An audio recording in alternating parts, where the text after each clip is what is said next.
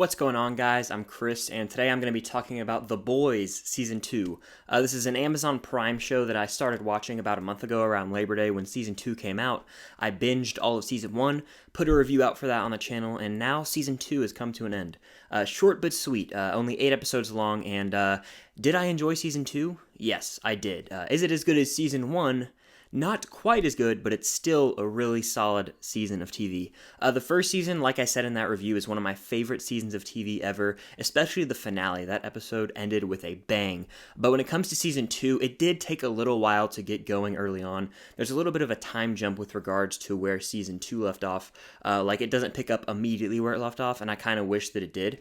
But still, you kind of see everything behind the scenes, and by the end of the first episode of season 2, you know exactly where the season is headed. So I enjoyed that. When it comes to the characters, like I said, the first 4 or so episodes kind of take a while to really get the ball rolling with things, but the second half of this season ends with an absolute bang. I think that it definitely makes up for the slower seasons. It reminds me of like Breaking Bad season 2, how it kind of took a little while to get going, but it ended pretty strong. Same with season 3, and I love Breaking Bad. No shot at Breaking Bad. The second half of the season is significantly stronger. I think the final 3 episodes, episodes 6, 7, and 8, have like above a 9 rating on IMDb by the fans, which is very accurate in my opinion. Stuff goes down in the last 3 episodes that just blew my mind, and the finale was probably the best episode. Aside from the season 1 finale, they go toe-to-toe for best episode of the show so far. I'm going to get into spoilers later, so I'll give you guys a warning before I do so, just because I feel like I have to talk about spoilers for the show. The scale of the Soups and Vought was just enhanced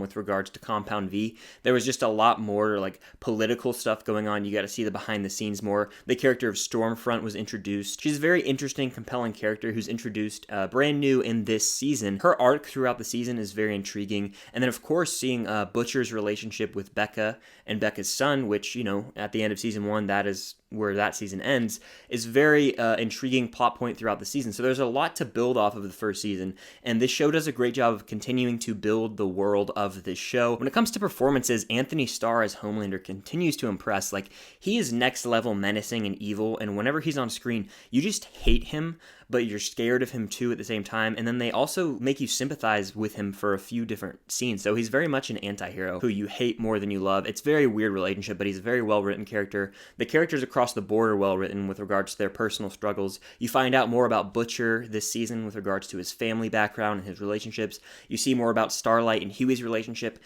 Even A-Train and the Deep have a little role, and I think they're kind of sidelined in the season, but they still have a role, and there's definitely plans for them in the future. So overall, the show writers, the creators, the runners of the show have a plan, and I'm excited to see season 3. So if you haven't seen The Boys season 1 or season 2, you should check them out. Easy binge. I wish that each episode came out at once instead of weekly, because I don't have the patience to wait a week, but at the same time, it's nice to look forward to a new episode of The Boys. But from here on out, I'm going to be talking spoilers for The Boys season 2, so if you have not seen it, I would definitely go watch season 1 and 2 and then come back here and you can hear my in-depth spoiler thoughts. In this season, I'm just going to cut to the chase. The finale. That's what I want to talk about first. That's the biggest when it comes to spoilers, is Stormfront is essentially like a Nazi, and she is in cahoots with Homelander. You find that out at like the end of episode 6, I want to say.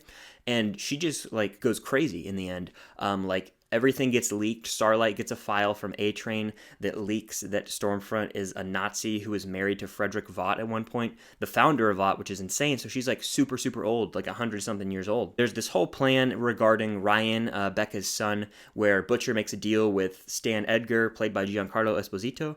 And it's like this whole game of cat and mouse almost, where Butcher is like, you know, I made a deal, and then he promises Becca he's gonna double back on that deal. And like, just seeing it all play out was very clever. It made for one of the best action scenes in the entire show, as at the towards the end of the episode, there's like this climactic action duel where Ryan have been rescued by Butcher, and then Stormfront comes and like throws their car, and Mother's Milk is driving it, and it's just like, wow, this is crazy. And then Starlight and Stormfront start fighting, and then Queen Maeve shows up, and Kamiko like dies, but then she comes back because she's just like the Wolverine with healing powers. So much happened in that last episode. Homelander goes to the cabin where Ryan was, and he finds a bunch of Vought special forces, and he kills them all, so he's covered in blood for the final confrontation. And then, of course, at the very end of that episode, you see Stormfront is about to kill Becca, and Butcher's like knocked down, and Ryan, Becca's son, actually uses his laser eyes to defend his mother, essentially almost kills Stormfront. She looks like Anakin Skywalker at the end of Revenge of the Sith, which was just brutal,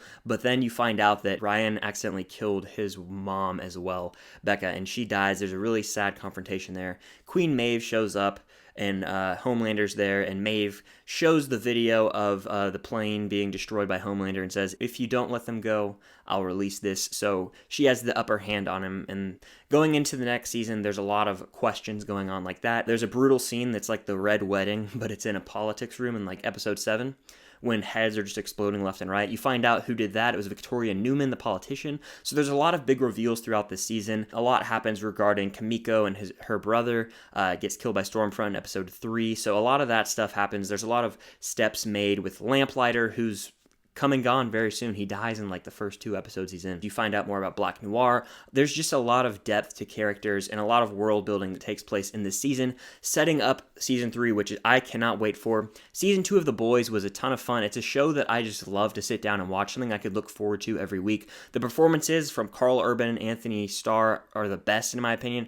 They are like honestly Emmy-worthy, I think, and I'm excited to see the direction of the show in the future, but I think that's going to do it for my thoughts on The Boys Season 2. If you guys have seen The Boys Season 2, comment down below your thoughts on it. Do you prefer Season 1 or Season 2, and what do you want to happen in Season 3? And if you haven't already, please consider subscribing to the channel. It would mean the world. The support lately has just meant so much. Consider hitting the like button, and yeah, stay tuned for future content, live streams, collabs, all that good stuff, and until next time, I'll see you guys later.